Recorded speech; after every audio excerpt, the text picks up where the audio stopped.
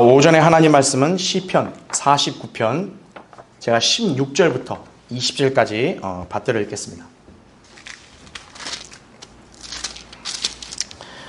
누군가가 부해지고 그 집의 영화가 커질 때 너는 두려워 말라.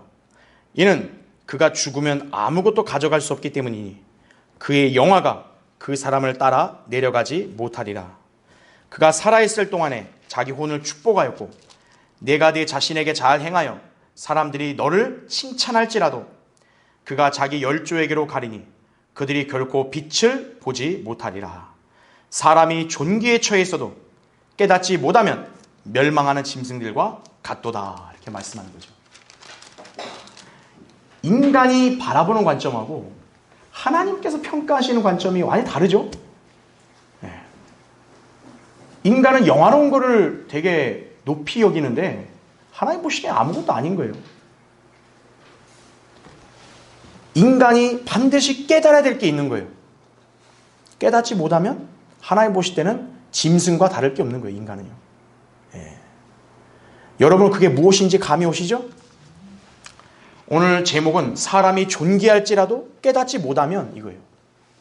존귀한 게 중요한 게 아니에요. 출세했다가 중요한 게 아니에요. 반드시 깨달아야 될 게 있다 이거죠. 그렇죠? 진리죠. 그렇죠? 자, 오늘 이 제목으로 말씀을 드리겠습니다.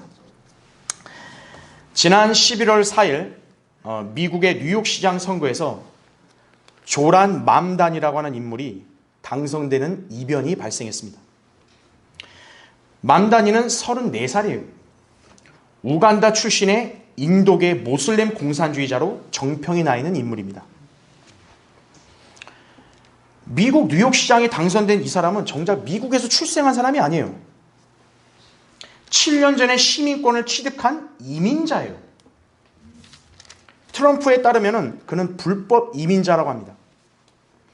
그런 그가 세계 자본주의 시장의 심장이라고 알려진 뉴욕시장으로 당선되었다는 사실은 적잖은 충격을 안겨주고 있습니다.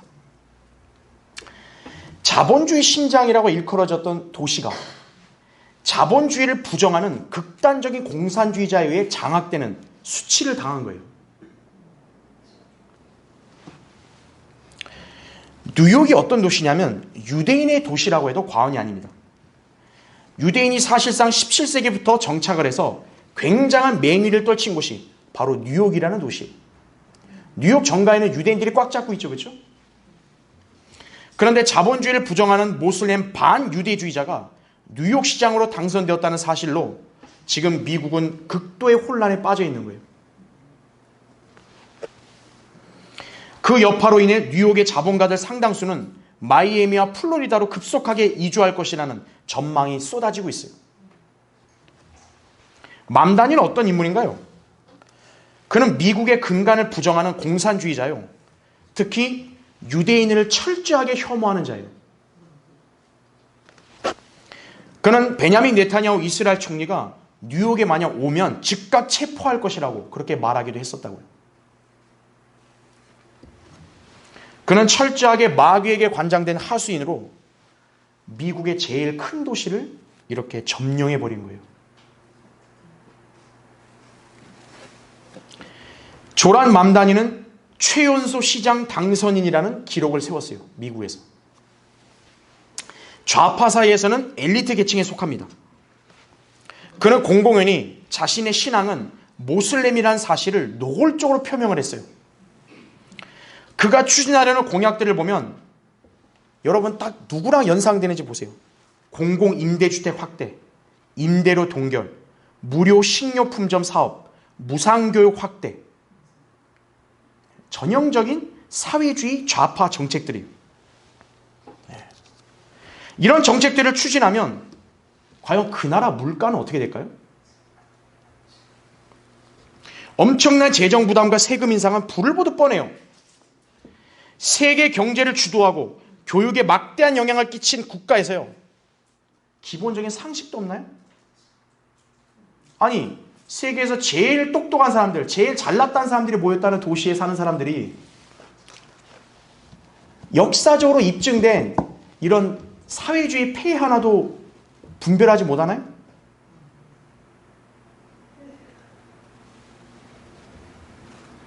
이 점을 통해 알 수 있는 것은요, 미국도 맛이 같다는 거예요. 버지니아 주지사도 민주당계의 사람이 되는데요, 그 버지니아의 부지사가 누구냐? 모슬렘이에요. 모슬렘한테 지금 계속 장악을 당하고 있는 거예요, 미국은. 미국의 쇠퇴와 멸망 머지 않았어요. 세상 사람들은 그 점을 모르죠. 성경의 예언을 아는 사람들은 정확히 직시해야 됩니다. 문제가 뭘까요? 전 세계에서 가장 잘 나가는 나라고 가장 똑똑한 사람들이 모였다는 그 나라가 문제가 뭘까요? 미국은 성경의 하나님을 버린 거예요. 진리의 말씀을 멸시하고 있는 거라고요. 이게 문제예요. 뭐 이민자가 불법자가 많이 들어왔네, 뭐가 들어왔네, 이거는 부수적인 거고요. 근원은 뭐냐? 미국이 하나님을 버리고 진리를 멸시하니까 이렇게 엉망이 되고 있는 거예요. 잠언 13장 13절에 따르면 말씀을 멸시하는 자는 누구라도 멸망할 것이라고 하나님은 딱 엄중하게 경고했어요. 미국 예외 없는 거예요. 몇몇 정치인이 잘한다 해서 그게 중요한 게 아니에요. 그 나라에 지금 거주하고 살고 있다는 국민들이 정신 못 차리면요, 제 아무리 미국이라 해도 하나님은 봐주지 않아요. 하나님을 두려워하지 않고 말씀을 멸시하면요, 누구라도 멸망할 것이라고 성경에는 그렇게 언급되어 있다는 거죠. 미국이 250여 년도 안 된 짧은 역사 속에서요, 어떻게 전 세계를 호령하며 최강대국으로 올라설 수 있었는가? 세상 교육계에서는 이 점을 몰라요. 미국이 왜 전 세계 최강국으로 올라갔는지. 그리스도인들은 압니다. 미국이 시작했을 때는 하나님을 두려워하고 바른 성경인 킹제임스 성경을 기조로 교회들과 학교들이 세워지고 성경적인 교육을 한 것이에요. 그게 미국이란 나라예요. 그리고 가장 중요한 것은 하나님께서 택하신 백성인 유대인들을 선대했기 때문이에요. 창세기 12장 3절의 그 원칙을 전 세계에서 유일하게 미국이 지켜온 거예요. 그러나 어느 순간 미국이 바른 성경을 버리고 유대인들을 대적하는 모슬렘들이나 카톨릭 교도들에게 우호적인 태도로 돌변해버리자 하나님께서도 미국을 점점 버리시고 계시는 거예요. 그래서 완전히 저 극단적인 공산주의자 모슬렘이 뉴욕시 가장 큰 시장을 차지해버린 거예요.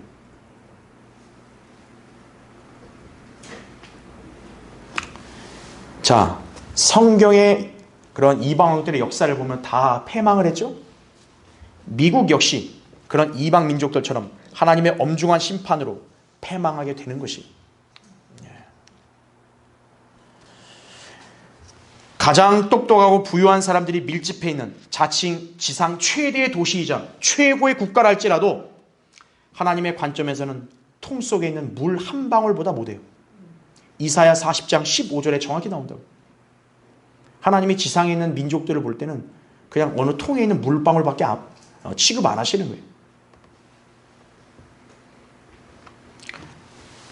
왜 다른 나라는 물론이고 미국마저 저러는가? 진리를 모르고 거부하기 때문에 그런 거예요. 진리를 모르면요, 사람이 아무리 존귀할지라도 짐승에 불과합니다. 진리는 뭡니까? 죽지 않고 영원히 사는 이치를 가리키는 거예요. 그게 뭘까요? 하나님의 말씀이에요. 불변하는 원칙이에요. 하나님 말씀이라고요. 그 점을 모른다. 그 사람이 출세를 해도 하나님 보시기엔 짐승과 똑같은 거예요. 여러분, 짐승은 어때요? 본능적으로 그렇게 먹고 싸고 자고 그러다가 그냥 끝나는 거죠. 본능적으로 짝짓기 하고. 하나님 보실 때는 진리를 거부하고 믿지 않는 인간은 그와 똑같은 거예요. 진리는 주 예수 그리스도시라고요. 요한복음 14장 6절에 나는 길이요 진리요 생명이라. 그러죠. 하나님의 말씀인 바른 성경이 또한 진리예요. 요한복음 17장 17절에 아버지의 말씀은 진리니라. 과학이 진리가 아닙니다. 철학이 진리가 아니에요. 성경대로 믿는 그리스도인들만이 이 진리의 본질을 정확히 알고 믿고 소유하고 살고 있다는 사실을 여러분 꼭 기억하셔야 돼요. 그래서 하나님께서는 거듭난 성도들만을 가치 있게 여기시는 거예요. 우리가 지니고 있는 이 지식과 믿음은 세상 사람들이 갖고 있는 것처럼 썩어질 것들이 아닙니다. 여러분이 믿고 실행하는 이 말씀은 영원히 하늘에 세워져 있다고 시편 119편 89절에 나와요. 지금 여러분이 들고 있는 성경 사본이죠? 원본은 어디 있나요? 하늘에 있다고 말씀한 거예요. 그리고 여러분은 주님께로부터 영원한 생명을 선물로 받았죠? 장차 다가올 영혼을 여러분은 인식하고 있죠? 준비하고 바라보는 그런 삶을 살 수 있죠? 하나님은 그런 성도를 인생을 잘 살고 있다고 칭찬하시는 거예요. 여러분이 하나님 앞에 그렇게 인정받을 수 있다는 점을 꼭 기억하셔야 돼요. 오늘 말씀을 통해 여러분은 세상에서 가장 소중한 것이 무엇인지를 되새겨 보아야 돼요. 정치인들이 대단한 사람들일까요? 뭐 박사학위를 따고 뭐 어디 연구원을 한다. 무슨 교육자다. 대단한 사람들일까요? 여러분이 복음을 믿고 구원받았다는 것보다 소중한 것은 없어요. 진리의 말씀을 믿고 실행하는 신앙생활의 가치를 어떤 것과 비교할 수 없습니다. 오늘 이 점을 여러분이 다시 한번 확신하는 계기가 되시기를 바라는 것이에요. 자, 오늘 설교의 주제는 성경의 진리를 알지 못하는 사람들의 비참함이에요. 성경의 진리를 알지 못하는 사람들이 얼마나 비참한지를 한번 살펴보겠습니다. 첫 번째로, 이 세상의 부귀영화도 죽으면 아무 소용이 없게 됩니다. 오늘 거기 본문 16절 17절을 보세요. 누군가가 부해지고 그 집의 영화가 커질 때 너는 두려워 말라. 이는 그가 죽으면 아무것도 가져갈 수 없기 때문이니 그의 영화가 그 사람을 따라 내려가지 못하리라 말씀하죠. 인생에서 제일 중요한 게 무엇이겠습니까? 남들보다 좀 돈을 더 많이 갖는 게 중요한가요? 높은 지위에 오르고 고상한 지식과 명예를 누리고 있는 게 대단한 것일까요? 이 모든 것들도 생명이 있을 때만 유효한 거죠. 그렇죠? 인간이 살아있는 게 제일 중요한 거예요. 그렇죠? 만일 자신이 원하는 것을 소유했다 하더라도 오늘 죽는다면 무슨 유익이 있겠느냐는 것이 예수님의 질문이에요. 누가복음 9장 25절에도 사람이 온 세상을 얻고도 자기 자신을 잃거나 버림을 받게 되면 무슨 유익이 있겠느냐 이렇게 말씀한 거예요. 세상은 진리를 모르기 때문에 잠시뿐인 이 생에서의 화려하고 풍족한 삶을 이상적인 방향으로 제시하고 있습니다. 그러나 아무리 인생에서 자기가 갈망하는 것들을 소유했다고 할지라도 그것을 영원히 간직하는 것은 아니에요. 우리는 모두 빈손으로 왔죠? 어느 순간 자기 인생이 끝나면 빈손으로 돌아가야 하는 것이에요. 여러분, 시체에 입히는 수의에는 주머니가 없죠? 왜 주머니가 없겠어요? 죽으면 거기 넣고 갈 게 없다는 거예요. 넣고 가져갈 수 있는 게 하나도 없다는 거예요.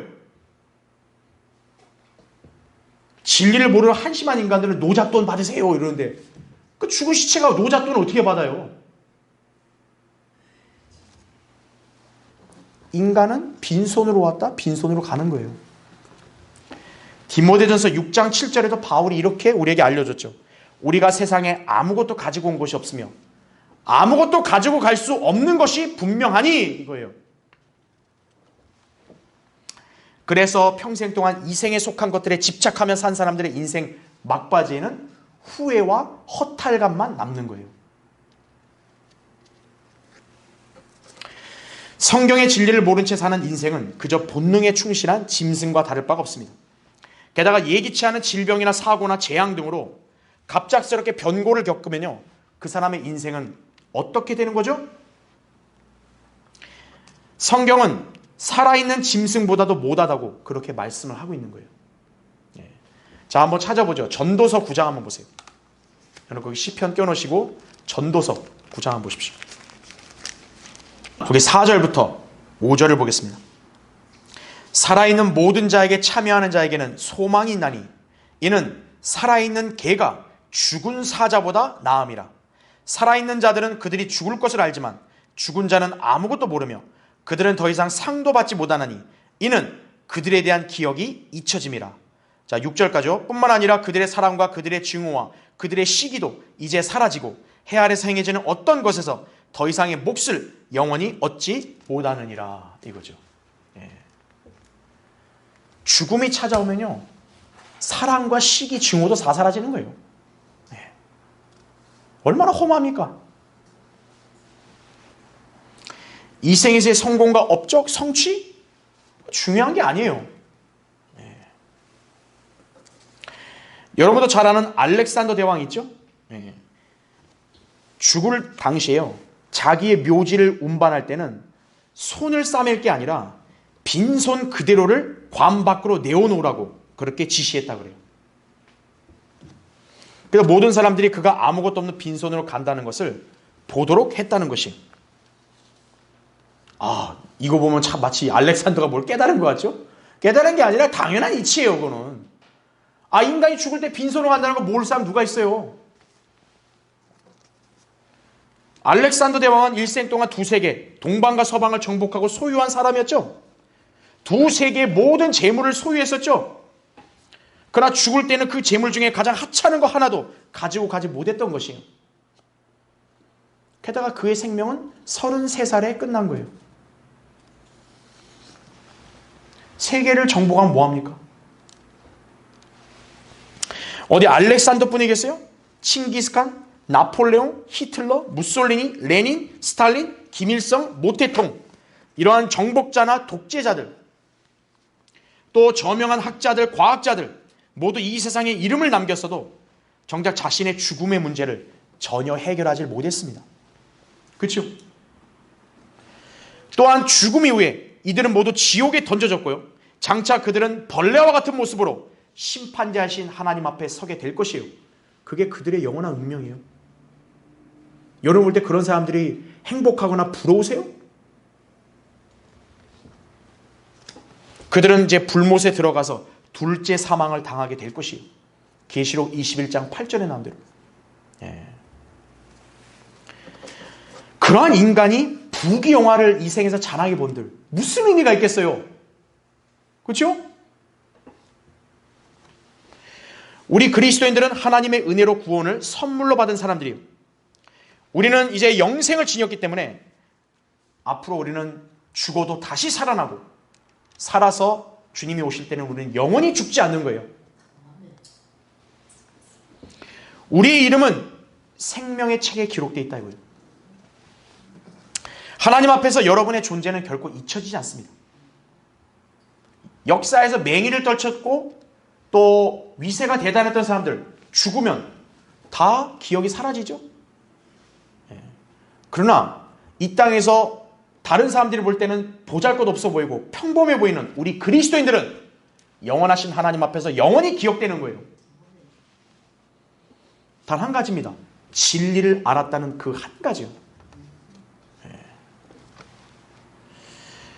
우리는 영원히 존재하는 하나님의 말씀으로 구원받은 하나님의 자녀들인 것이에요. 너희가 거듭난 것은 썩어질 씨로 된 것이 아니라 썩지 아니할 씨로 된 것이니 살아있고 영원히 거하는 하나님의 말씀으로 되었느니라. 이는 모든 육체는 풀과 같고 사람의 모든 영광은 풀의 꽃과 같으며 풀은 마르고 꽃은 져도 주의 말씀은 영원토록 남아있음이라. 이것이 너희에게 복음으로 전해진 말씀이니라 이거예요. 이것을 아는 그리스도인하고 이것을 모르고 잘난 척하는 저 세상 인간들하고 비교가 되겠습니까? 맘다니 같은 인간하고 비교가 되겠어요? 그리스도인들은 가진 것이 없어도 우리 안에는 주 예수 그리스도께서 내주하고 계십니다. 우리는 비록 이 땅에서 죽음을 맞이할 수 있어도 우리의 혼은 하늘나라로 향할 것이에요. 이 몸은 반드시 언젠가 변화돼서 우리 주님과 함께 영원히 살게 될 것입니다.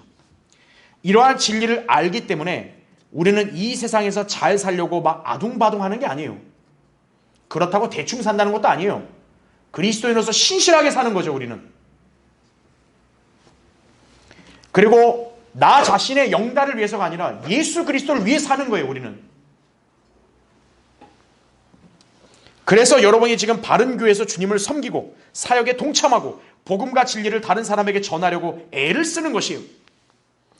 여러분은 땅의 보물이 아니라 하늘의 보물을 쌓는 일을 항상 의식하고 노력하기 때문에 현세에서는 여러분이 가난할 수 있어도 다가올 영혼에서는 누구보다 부유한 존재가 될 수 있음을 알아야 되는 것이에요.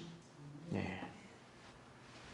여러분이 이 땅에서는 평범하고 때로는 가난하다 해도 여러분이 장차 다가올 영혼에서는 누구보다 풍요로운 사람이 될 수 있다는 점을 아셔야 돼요. 그건 여러분이 이 땅에서의 진리를 따른 삶을 살았느냐로 결정되는 거예요. 여러분은 세상이 결코 알 수 없는 진리를 알고 그 진리를 소유한 하나님의 자녀들이라는 점을 기억하십시오. 우리 안에 내주하신 예수 그리스도, 그분이 은혜와 부유함의 원천 아니겠습니까? 그렇죠? 여러분 안에 계신 분은 누구예요? 온 세상의 주인이에요. 그죠? 그분이 우리와 함께 하시고 우리 인생을 인도하시고 그분이 우리의 기도를 응답해 주시는데 무엇이 두렵고 무엇이 아쉽는가 이거예요. 여러분은 하나님의 관점으로 인생을 바라볼 수 있어야 됩니다. 그게 진리를 믿는 성도예요. 그렇죠? 자, 성경의 진리를 알지 못한 사람들의 비참함. 두 번째요. 살아있을 때는 아무리 좋았어도 결국에는 죽은 자들한테 가는 거예요. 여러분 거기 49편 18절부터 19절 보십시오. 그가 살아있을 동안에 자기 혼을 축복하였고 내가 내 자신에게 잘 행하여 사람들이 너를 칭찬할지라도 그가 자기 열조에게로 가리니 그들이 결코 빛을 보지 못하리라 말씀하는 거죠. 사람은 무엇보다 자기 자신을 사랑하는 법입니다. 인생을 살면서 자신의 자아를 개발하고 행복을 추구하기 위해서라면 시간과 돈을 소비하는 것은 아깝지가 않은 거예요. 인간은 자기 자신을 사랑하니까요. 한때는 웰빙이란 말이 유행을 탔던 적이 있었죠. 잘 사는 것을 목표로 여러 가지 음식과 운동을 따져가면서 자기가 선택해서 누렸던 것이죠. 웰빙. 그렇죠. 그러나 웰빙은 해도 죽음을 결코 피할 수는 없습니다. 그렇죠? 이것은 모든 인간들이 예외가 아니에요. 죄인으로 태어난 인간들은 죄의 삭은 사망이라는 말씀에 따라 모두 죽음이 정해져 있습니다. 그렇죠? 나는 패스트푸드 안 먹습니다. 나는 술, 담배 안 합니다. 나는 그냥 건강식품 이리저리 거 다 사서 먹습니다. 그렇게 해도 죽음을 피할 수 없어요. 그렇죠? 네. 자, 인생 사이클을 보세요. 출생을 하고 나서 젊은 시절을 거쳐 결혼을 하여 가정을 이루죠. 자녀들을 훈육하며 살다가 어느덧 자녀들이 성인이 되어 독립을 하죠. 이제 자신은 은퇴를 하고 나서 노후를 보내게 됩니다. 그러다가 어느 순간 하나님께서 숨을 거두시면 죽음으로 인생이 종결되는 거예요. 인생 사이클 아닙니까? 그죠? 우리 한창의 형제들은 좀 감이 안 오겠지만 연로하신 분들은 벌써 감이 오실 거예요. 내가 태어나서 어릴 때부터 젊을 때까지 일했는데 어느 순간 보니까 이미 인생의 한 굴곡을 다 지나온 거예요.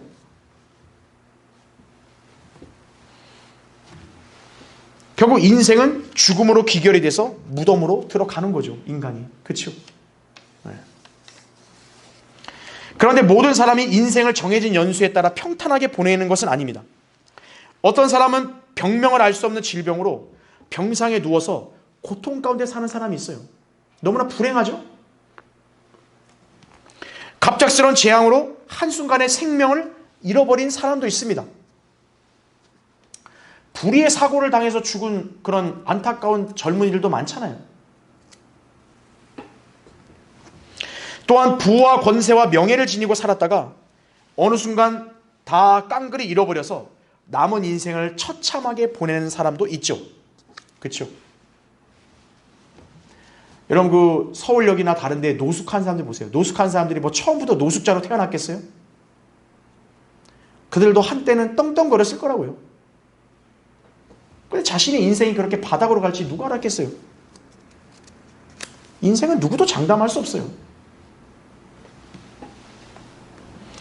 자, 어떤 인생을 산 사람일지라도 결국에는 죽음으로 귀결되는 거예요, 다. 그렇죠? 인생이 불공평하다 그래도 한 가지 공평한 거 있어요. 죽음은 공평해요. 지난 9월 3일 중국 전승절에서요.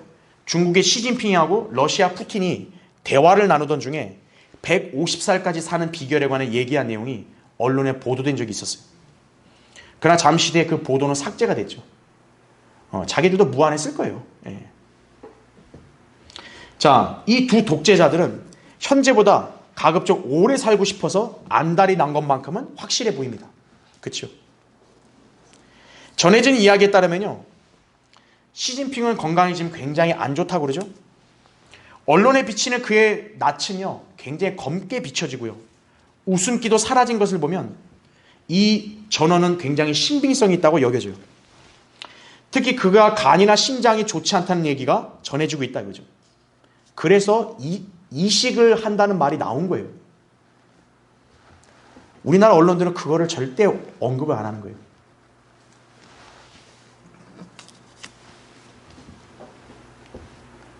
왜 이식 얘기하겠어요? 자기 몸이 멀쩡하면 왜 이식 얘기하겠어요? 자기 몸 상태가 뭔가 이상하니까 이식 얘기하는 거예요.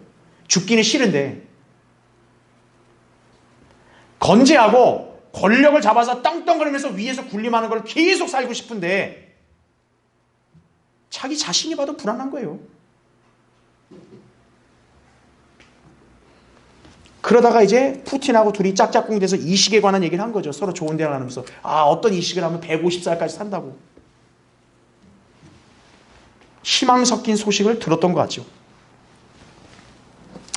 그러면 150살 산 이후는 어떡하죠? 그때 또 이식할 거예요? 그때는 이제 300살까지 사는 거 이식할 거예요? 시진핑이든 푸틴이든 둘 다 자기 나라에서 위치가 불안한 상태에 있는 건 마찬가지예요. 중국은 어떻게든 숨기려고 하겠지만 국내 경제는 거의 침체가 되었고요. 시진핑은 사실상 권력이 약화돼서 언제 물러나거나 숙청될지 모르는 극도의 긴장 상태에 있는 거예요. 역시나 우리나라 언론은 그걸 보도 안 해요. 그러나 다른 외신과 여러 가지 정보를 딱 소식통을 보면은 딱 아는 거예요. 푸틴은 어떤 거예요? 우크라이나 전쟁이 처음에 벌어질 때는 몇 주 안에 끝날 거라고 다들 생각했어요. 러시아가 이길 거라고. 막상 전쟁이 시작되니까 3년 이상이 지속이 되면서 러시아의 피해가 아주 막심해요.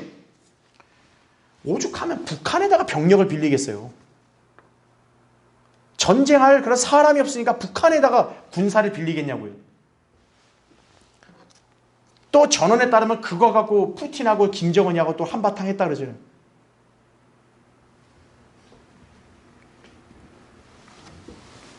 자, 어찌되었든 확실한 건 뭐냐?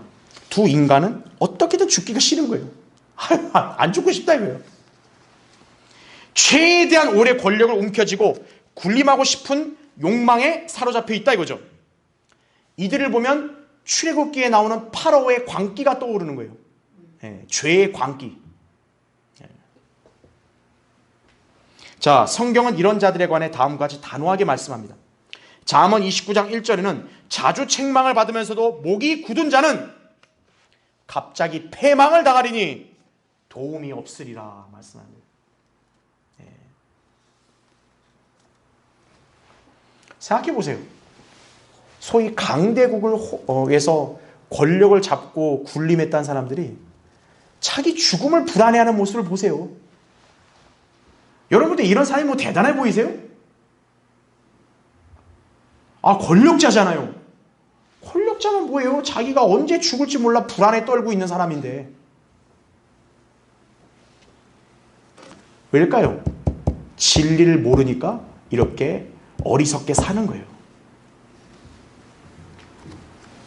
구원받은 그리스도인은 하나님 말씀을 믿고 우리 모두 거듭났습니다. 그렇죠?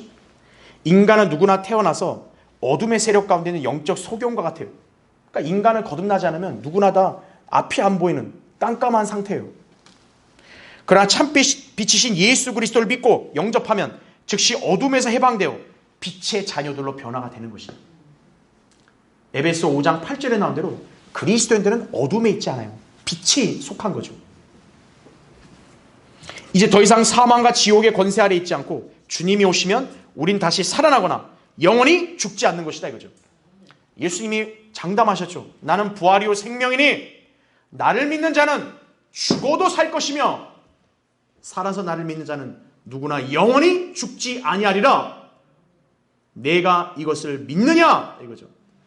요한복음 11장 25절 26절이에요. 지금도 여러분 개개인에게 하나님이 질문하시는 거예요. 정말 너 믿느냐 이거예요.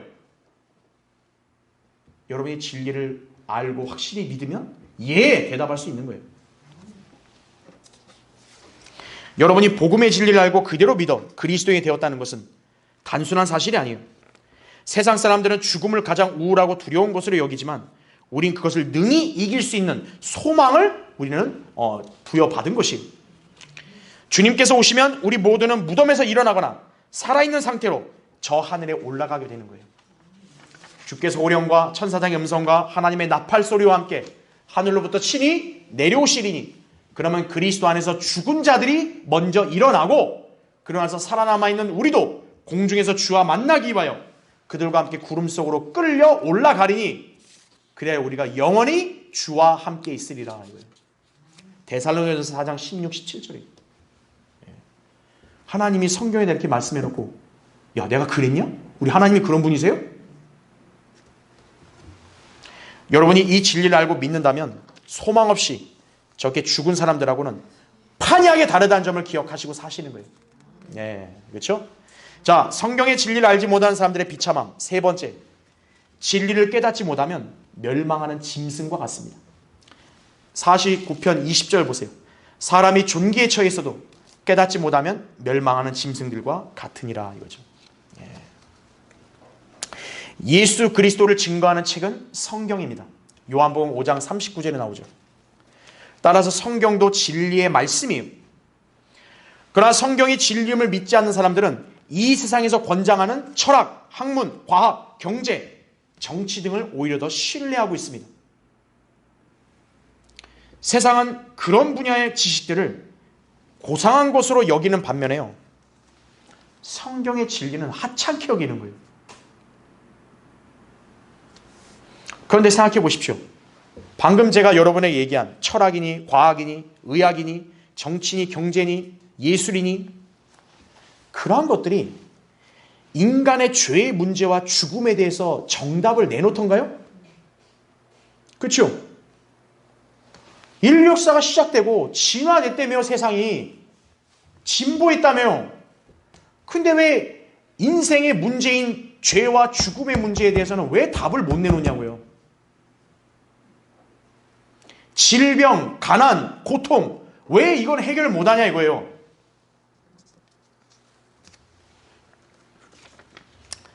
성경만이 답을 제시하고 있는 거예요. 그것을 해결할 수 있는 분은 오직 한 분뿐이다. 예수 그리스도라는 거예요. 성경만이 우주와 인류의 기원, 운명 그리고 구원에 대해서 정확하게 예언을 하고 있다 이거죠. 따라서 바른 성경을 최종 권위로 여기며 실행하지 않는 사람은요, 그 사람이 아무리 저명하고 도덕적이고 고상하고 심지어는 교회 열성적으로 다니고 하나님 믿는다고 해도 깨닫지 못하는 멸망하는 짐승들과 같은 것이에요. 오늘날 변개된 성서들을 가지고 세워진 이 나라의 교회들을 보십시오. 그 교회들에 다니는 교인들 치고 구원의 복음에 대해서 제대로 알고 있는 사람들은 거의 없어요. 또한 바른 성경의 중요성과 또 성별과 경건의 진리에 대해서는 아예 관심조차 없어요.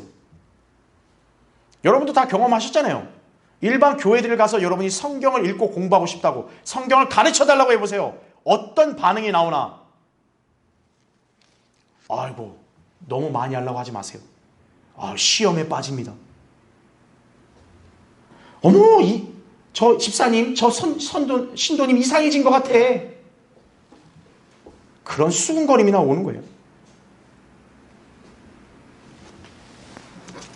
성경이 이렇게 심각하게 변개되어 있습니다.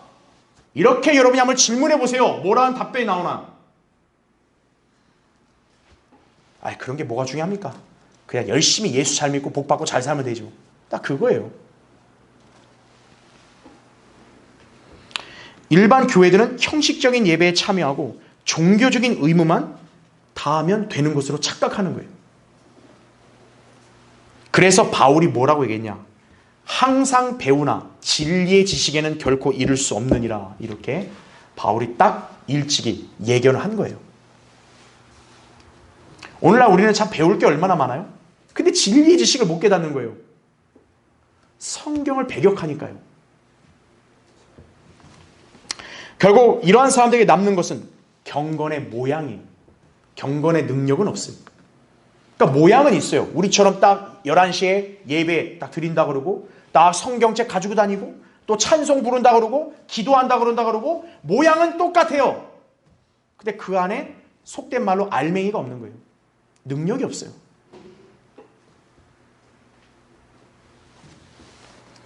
진리를 깨닫지 못한 거죠. 그래서 그런 사람들을 향해서 우리는 뭐라 그러냐? 교인이라고 부르는 거예요. 교인. 그리스도인이 아니에요. 교인. 여러분은 단순히 이 교회 교인이 아니에요. 여러분은 그리스도인이라는 그 신분을 항상 기억하시고 사셔야 돼요. 여러분이 일반 교회적 교인들하고 다른 것이 무엇일까요?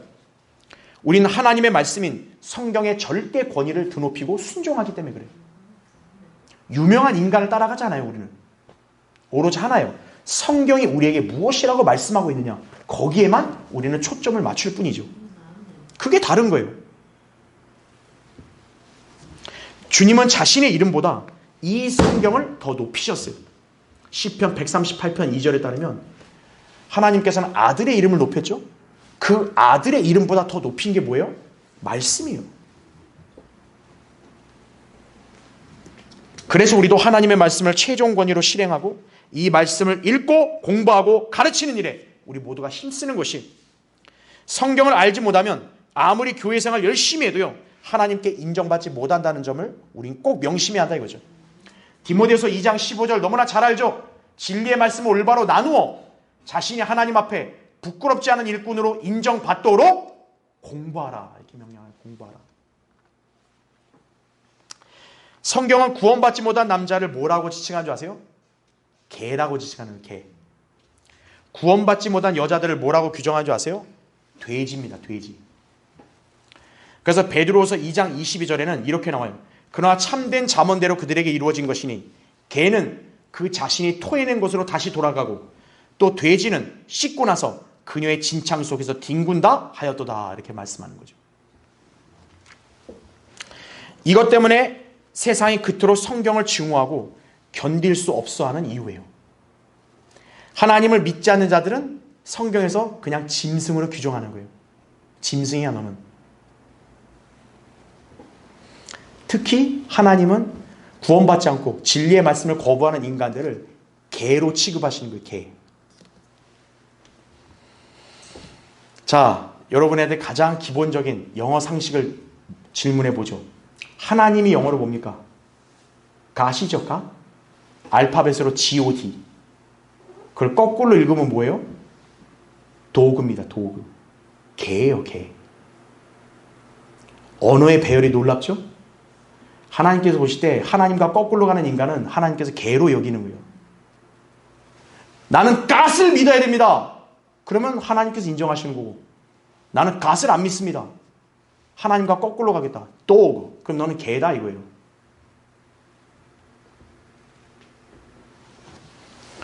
뉴욕 시장으로 당선된 맘다니와 그를 지지하는 어리석은 불법자들이 바로 개들인 거예요. 개들. dog. 이들은 모두 성경을 믿지 않는 자들이라고. 하나님께서는 이런 자들이요 내버려 두시는 거예요. 고린도서 14장 38절에도 그러나 누구든지 무지하다면 무지하게 내버려 두라 이렇게 말씀하는 거예요. 그렇죠? 네. 우리의 신뢰와 자신감은 어디에서 나오는 것일까요? 미국이 이 나라의 가정을 지켜주는가요? 여러분 개개인을 미국이 지켜주나요? 네, 착각에서 벗어나야 돼요. 대한민국은 알아서 잘 돌아갈 거라고 여러분 생각하세요? 대한민국은 건재하다 생각하세요? 천만의 말씀이에요. 진리를 모르면 멸망하는 짐승과 똑같은 거예요. 앞으로 장차 영원히 존재할 것은 예수 그리스도가 세우신 왕국뿐이에요. 그 외에 다른 나라들은 하나님을 거부하는 죄로 다 멸망하는 거예요. 그래서 여러분은 세상의 풍조를 따라가면 안 돼요. 우리는 베드로와 같은 믿음을 지니고 담대하게 살아가야 되는 것이에요. 요한복음 6장 68절 69절에 베드로가 아주 이런 위대한 고백을 하죠. 주여 우리가 누구에게로 가오리까? 주님께는 영생의 말씀들이 있나이다. 우린 주께서 그 그리스도 곧 살아계신 하나님의 아들이심을 믿으며 또 확신하나이다 이거죠. 배우지 못한 어부인데 세상에서 무식한 사람인데 진리를 안 거예요. 인간이 어디로 가야 됩니까? 종로로 가야 돼요? 청량리로 가야 돼요? 인간은 영생의 말씀으로 가야 돼요. 그 영생의 말씀을 하나님께서는 오늘날 우리에게 수중에 이렇게 주셨다고요. 여러분이 이 영생의 말씀을 알고 믿는 삶을 살 때 여러분의 인생에 가치가 있는 거예요. 자, 그분께서 우리에게 이 성경을 통해 무엇을 확실하게 보증하셨나요? 장차 우리가 거할 영원한 처소를 마련하시겠다고 성경에다 딱 기록해 놓으셨어요. 그래서 처소가 딱 하늘에 마련되면 우리를 데리러 오시겠다고 요한복음 14장 2절에서 그렇게 말씀했어요. 또한 우리는 주님과 같은 영광스러운 몸을 입고 변화돼서 영원히 그분과 함께 살 것이라는 보장도 받았죠. 고린도서 15장 52절 53절을 보면 지금 현재 우리가 입고 있는 이 몸은 변화될 것이에요. 예수님의 몸과 같은 초자연적인 몸으로 바뀔 거라고 그렇게 우리에게 약속하셨다 이거죠.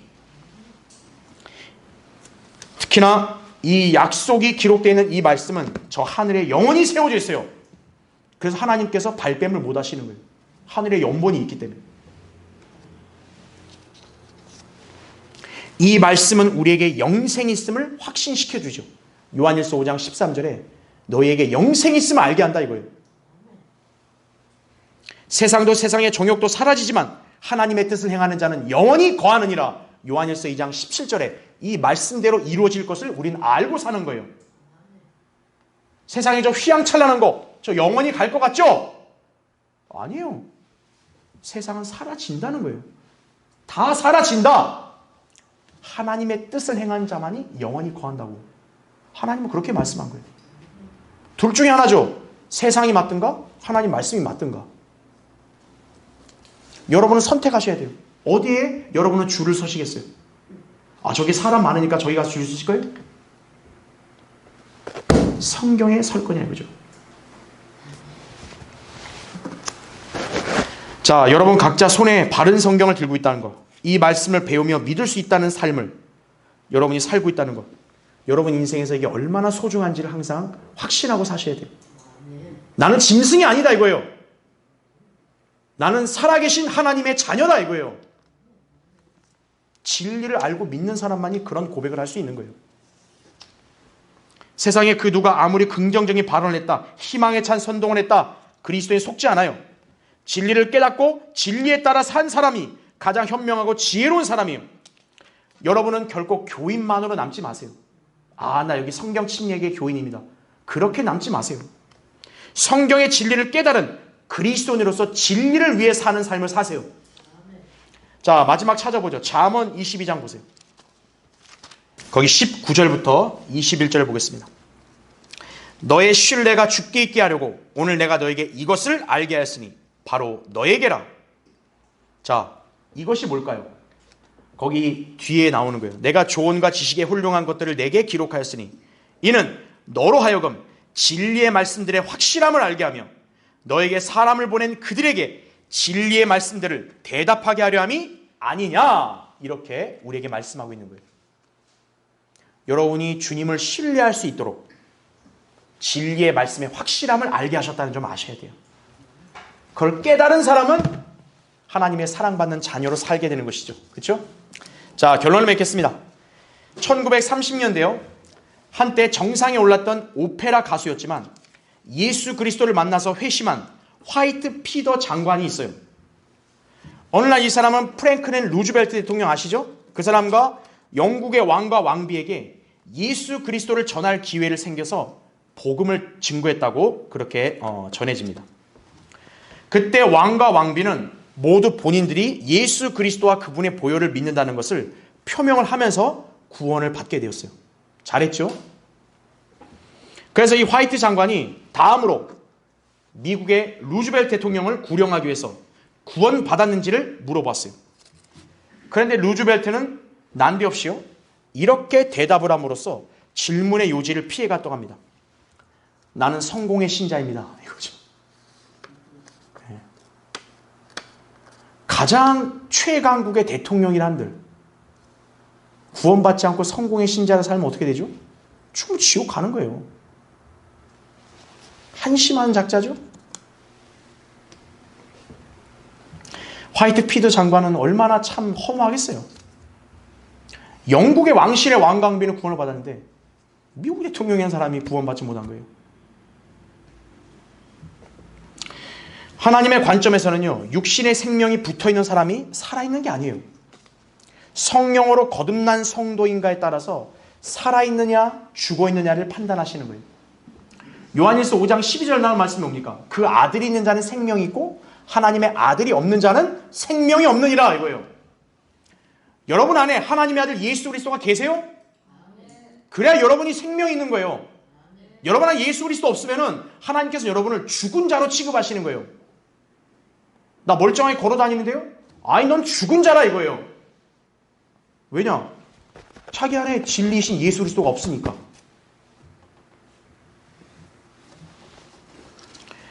자기 생에 예수 그리스도를 만나 그분을 믿지 않았다면요, 세상의 유능한 지성인이나 학자나 부자나 권력자들이나 심지어는 종교 지도자들이라 할지라도요, 멸망할 짐승들과 같다고요. 왜냐하면 온 세상에서 참된 지식은 과학이나 철학 같은 학문이 아니라 성경이기 때문에 그런 거예요. 성경만이 진리예요. 근데 진리인 성경이 36,000군데가 변개되고 신약에서 2,200단어가 삭제되면 그게 진리겠어요? 그래서 우리는 보존된 이 성경만을 하나님 말씀으로 인정하는 거예요. 여러분이 이 말씀을 가지고 있다. 여러분은 하나님께로부터 위대한 선물을 받은 거예요.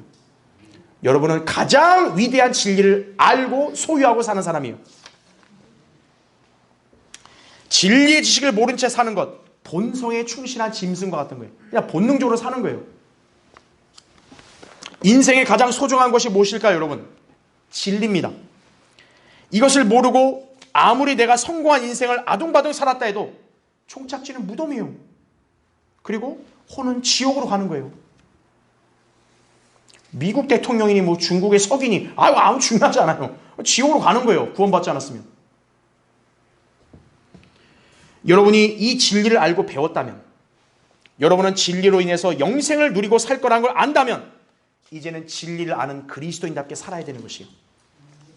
주님께 인정받는 성도가 되길 바랍니다. 진리를 위해 살기 바랍니다. 자, 기도하겠습니다.